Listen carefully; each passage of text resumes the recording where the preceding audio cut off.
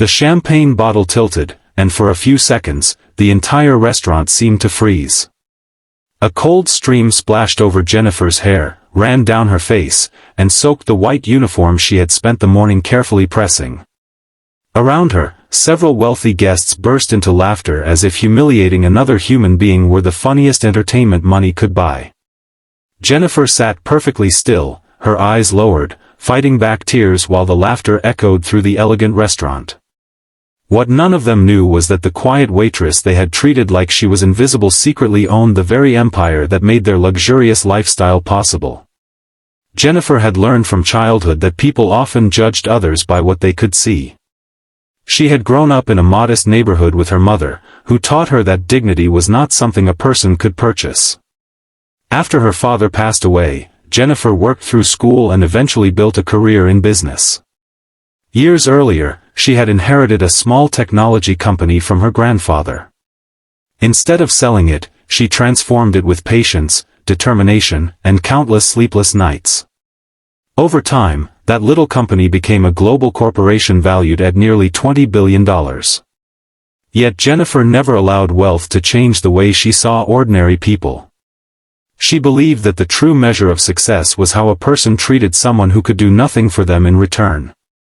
If you believe in humanity, second chances, kindness, and the idea that every person deserves respect regardless of their position, please like this video, share it with someone who needs a little hope, and subscribe to Humanity Tales for more emotional stories that remind us that kindness still matters. Despite her fortune, Jennifer occasionally worked anonymously in businesses connected to her company. She wanted to understand what employees experienced when executives were not around. That evening, she had chosen to spend a few hours working as a waitress at one of the most prestigious restaurants owned by her corporation. She wore a simple uniform, kept her jewelry at home, and introduced herself only as Jennifer. Nobody in the restaurant knew that the woman carrying plates between tables was actually the owner of the parent company. The wealthy group at the center of the dining room had arrived in expensive clothes and expensive cars. They were celebrating a business deal and had already begun treating the staff as if they were part of the furniture. Jennifer noticed their behavior but remained professional. She served their meals, cleaned their table, and politely ignored their jokes about how difficult it must be to work for people who could afford anything they wanted. Then one of the guests decided they needed entertainment. A bottle of champagne was lifted from the table. Jennifer was standing nearby when the woman holding it suddenly leaned forward and poured the drink over her head. The room filled with laughter. Another guest pointed at Jennifer while laughing, and several others joined in. Jennifer's hands tightened around the tray she was carrying. For a moment, she felt the familiar sting of being judged by appearances. But instead of shouting, she slowly placed the tray down. Her manager rushed toward the table, horrified by what had happened. He immediately apologized to Jennifer and tried to control the situation. The guests, however, behaved as though they had done nothing wrong. They believed their money protected them from consequences. What they did not know was that one of the restaurant's senior executives had just walked through the entrance. He recognized Jennifer instantly. The executive stopped in disbelief. He had seen her countless times in boardrooms, where billion-dollar decisions were made. He knew her as the woman who owned the corporation, signed major acquisitions, and personally reviewed employee welfare policies. Seeing her standing there in a soaked uniform left him speechless. Jennifer quietly raised a hand, asking him not to reveal her identity yet. Instead, she asked the manager to bring the restaurant's records for the evening. The executive understood immediately. Jennifer wanted the situation handled properly, not emotionally. Within minutes, the atmosphere changed. The group's laughter faded when they noticed several senior executives standing nearby. They suddenly became nervous. The same people who had been mocking a waitress now wondered why company officials were gathering around her. Then Jennifer finally removed her name badge. The manager looked at her in disbelief. The executive stepped forward and respectfully addressed her as the owner of the corporation. Silence fell across the restaurant. The guests stared at Jennifer as though they were seeing a completely different person. The woman they had humiliated was not an employee struggling to survive. She was the person ultimately responsible for the company that owned the restaurant, the properties surrounding it, and several of the businesses represented by the guests themselves. But Jennifer did not celebrate their embarrassment. Instead, she said that money had never impressed her as much as character did.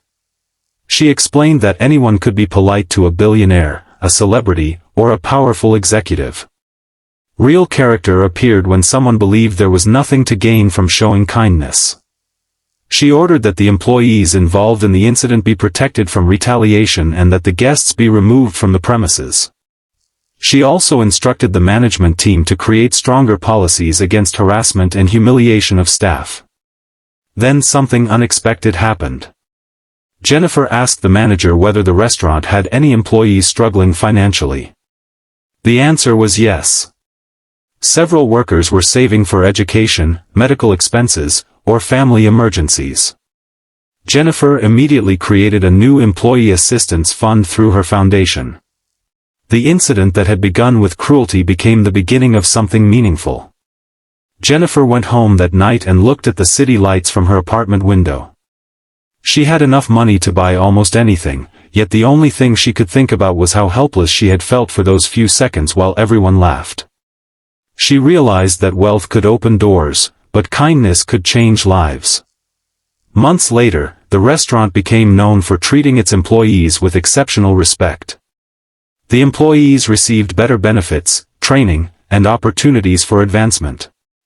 Jennifer continued visiting quietly from time to time, not because she needed to prove anything, but because she wanted to remain connected to the people whose hard work kept her empire moving. The guests who had humiliated her eventually faced consequences in their professional lives, but Jennifer never tried to destroy them. She simply allowed their actions to speak for themselves. Before the ending, comment, kindness is true wealth. If you believe that a person's value should never be measured by their clothes, job, bank account, or social status. And if this story touched your heart, please take a moment to like, share, and subscribe to Humanity Tales. Your support helps spread stories that remind people that dignity belongs to everyone, not only those who have money or power. Because Jennifer's greatest victory was never revealing that she owned a $20 billion empire. Her greatest victory was proving that even when someone has the power to humiliate those who hurt them, choosing compassion instead can be the most powerful response of all. The people in that restaurant thought they were laughing at a waitress who had nothing. In the end, they discovered that the person they considered insignificant possessed something far more valuable than their wealth, the strength to remain kind when the world gave her every reason not to be.